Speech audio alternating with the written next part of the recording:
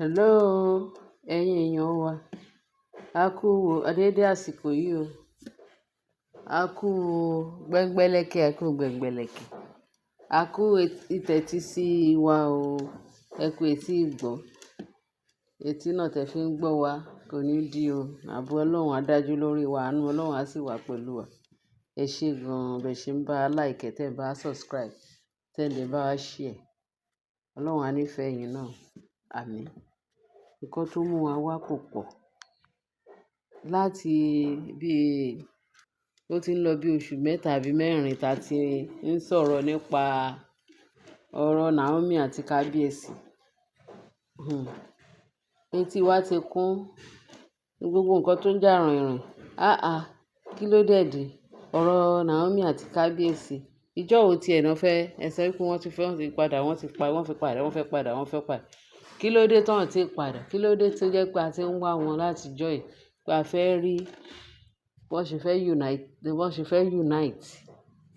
Kọ́ wọ́n wà united pẹ̀lú bí ẹ ṣe ń sọ fún wa láti jọ́ yìí pé à ń retí o, pé ó ti sú wa o, à ń retí o, à ń retí a fẹ́ rí Naomi o, olórí Naomi láàfin. Kábíyèsí, ṣé ẹ̀yin lẹ̀ ń dìlé ni àbí ẹ̀ tí ì ṣe tán? Àbí Naomi ni ò tí fẹ́ wá sí ààfin ni àbí kí ni? Wọ́n ṣàbẹ̀wò sí ilé sọ̀rọ̀ gbogbo. Ẹ̀sìn kan tá à ń sọ fún wọn ní pé ó kù díẹ̀, ó kù díẹ̀, ó kù díẹ̀ because time tí ọ̀rọ̀ stampede or no stampede tí wọ́n ti ṣe tán. Wọ́n ní oyè kó dà pé ó kù kóòtù kan gbà yẹn tán tó máa lọ. Ní Naomi sọ fún wọn pé, after sọ fún Kábíyèsí pé ẹ jẹ́ kí gbogbo kiní yẹn kó die down, pé tí wọ́n bá ti lọ sí kóòtù bó bá ṣe jẹ́ pé because báwọn ṣe wà nínú ilé kéèsì yẹn pé ọkàn àwọn ò tí ì balẹ̀ tán. So nígbà yẹn náà gbogbo ẹ̀ náà a fara sọ pé kọ́yìn fún Naomi ní time. Ètò Ọlọ́run dẹ̀ ti wá ṣe. Olúwa ti ṣẹ́ ogun. Ó ti bá gbógun tàwọn tó ń gbógun ti Naomi. So nǹkan tó dẹ̀ kù, ayọ̀ dẹ̀ ló kù wọ́n kù sí. Kí Kábíyèsí kó bọ́ sí ipò ọlá ẹ̀. Time tí Ọlọ́run dá fún ní ọ̀dọ̀ Kábíyèsí, kó padà sílé Kábíyèsí, kọ́kàn ẹ̀ lè balẹ̀. Ó máa ṣayé. Lóòótọ́ Naomi rí ogun o. Ó ja ogun, ó dẹ̀ ṣẹ́gun, yóò túbọ̀ máa ṣẹ́ ogun. Ọmọ kékeré ààrẹ tó ti kékeré bẹ̀rẹ̀ sí ní ja ogun. Bẹ́ẹ̀ ni Ọlọ́run á dẹ̀ bá ṣẹ́, túbọ̀ ṣẹ́ ogun náà, á ṣẹ́ wọlé, á ṣẹ́gun fún wa. Torí Bíbélì sọ wípé àwa yóò rí ìpọ́njú pé ṣùgbọ́n pé ká tújú ká. Ní ká tújú ká, pé òun ti ṣẹ́gun ayé. Ọmọ kékeré láti kékeré, ṣé kìí ṣe ọmọ 26 ló marry tó fi wọ ààfin, tó fi ṣe gbogbo ẹ̀, ó dẹ̀ bímọ. Time yẹn títí dì ìsìn, kẹ́yìn náà wò. Kẹ́yìn náà kẹ́ wò. Pẹ̀lú bí ọmọ kékeré yẹn tó fi kékeré ayé ẹ̀ tó fi jagun títí up till now tó yè ń ja ogun yẹn.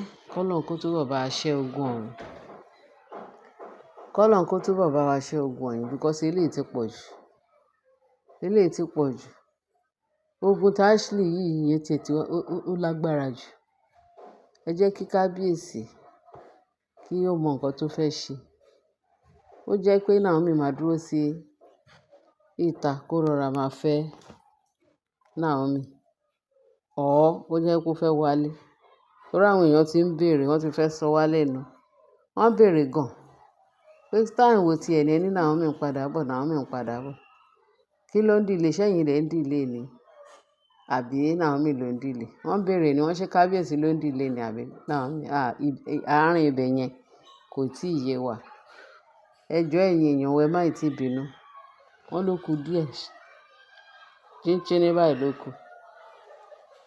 Torí gbogbo akitiyan tí ogun lénìí, ogun lọ́la, àwọn ìtàwọn àwọn àwọn àwọn olórí láàfin ìtàn tí ẹ ń ṣe ló ń lọ lọ́ọ̀kan ìtàn dálẹ̀ náà ló pọ̀ jù wọ́n ní kò gbọ́dọ̀ wá kò gbọ́dọ̀ wá kí ló dé tí ò ní wá ṣebí ilé ẹ̀ ni àbírú wàhálà àwọn arógun náà nìyẹn o àwọn arógun náà tí Naomi ń jà nìyẹn wọn ò jẹ́ kọ́mọ yẹn ríbi ìjókòó ayọ̀ bẹ́ẹ̀ sì lágbára ẹ̀jẹ̀ Jésù Ọlọ́run ti fún ní ibùjókòó ayọ̀ àwọn náà ní ibùjókòó ayọ̀ àwọn tó jẹ́ pé ṣe ni wọ́n fi ilé àtọ̀nà wọn lẹ̀ wọ́n wá sí ilé onílé wọn askata lágbára Kristi ilé tí wọ́n náà ní rójú ọ̀nà wọn ò ní ráyè pẹ̀lú bọ́n ṣe ń da Naomi láàmú lágbára ẹ̀jẹ̀ Jésù láìpẹ́ láì jìnà àwọn èèyàn wa láìpẹ́ láì jìnà gbogbo ala máa gbé sí ayọ̀ ní rógun ìbànújẹ́ o lágbára Ọlọ́run lórí Naomi o àti kábíyèsí ní rógun ìbànújẹ́ gbogbo nǹkan tó fa ìdíwọ́ ìdènà láàárín kábíyèsí àti olórí Naomi lágbára Kristi ọba ìyanu Ọlọ́run á bá wa tì dànù àwọn ogun ọ̀run á bá wa tì dànù ẹ̀jẹ̀ Jésù á bá wa tì dànù ẹni tó sọ pé kí Naomi má rọ́nà lọ òun gan lọ́nà máa dí mọ́ o òun tọ̀hún lọ ní ọ̀nà máa dí mọ́ lágbára Kristi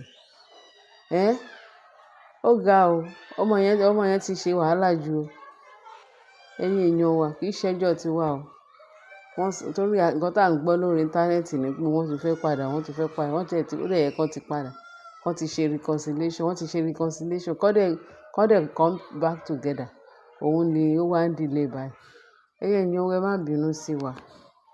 má bínú sí wa láìpẹ́ láì jìnà àá gbé sí ayọ̀ la máa fi ṣe torí wọ́n ní ẹ̀kọ́ gbóná pé ó ń fẹ́ sùúrù ayọ̀ la máa fi gbà tó wá pé nǹkan téèyàn tiẹ̀ lè rí wọn sójú ni ká tiẹ̀ béèrè pé kí ló fà á kí ló ṣẹlẹ̀ bẹ́yìn náà ṣe ń retí náà làwa náà ṣe ń retí kán tiẹ̀ sọ kìkì ọ̀rọ̀ ká tiẹ̀ mọ nǹkan tó wá pa lè lọ sáàfin lọ bá wọn dẹ̀ lè mọ nǹkan tó ń ṣẹlẹ̀ ìtàn wá gbé sórí afẹ́fẹ́ nìkan la mọ̀ ṣé ó yé wa báyìí ìtàn wá gbé sórí afẹ́fẹ́ òun nìkan la mọ̀ mọ nǹkan tó ń ṣẹlẹ̀ láàárín rẹ̀ ṣùgbọ́n kò sí bó ṣe lè jẹ́ kò sí bó ṣe lè lágbára tó agbára Ọlọ́run máa borí kò sí bí agbára òkùnkùn náà ṣe lè jẹ́ torí wọ́n ní bo ni agbára èṣù dà níbi tí Jésù ti ń jọba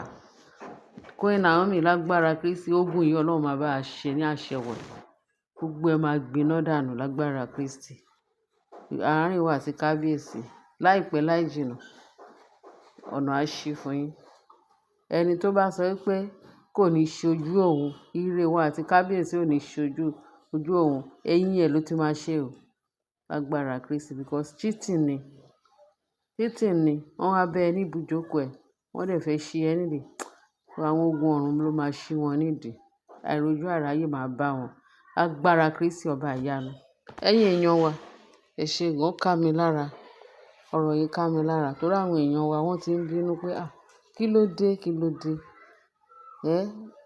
jọ́ọ̀ náà fẹ́ ṣe ilé ìdá jọ́ọ̀ ni wọ́n máa reconcile kọ́lọ́run kó ṣàánú ẹ̀yin èèyàn wa ẹ bá mi share kẹ́ bá mi like kẹ́ bá mi love ẹ ṣé bẹ́ẹ̀ ṣe ń tẹ́tí sí wa a dúpẹ́ o bye.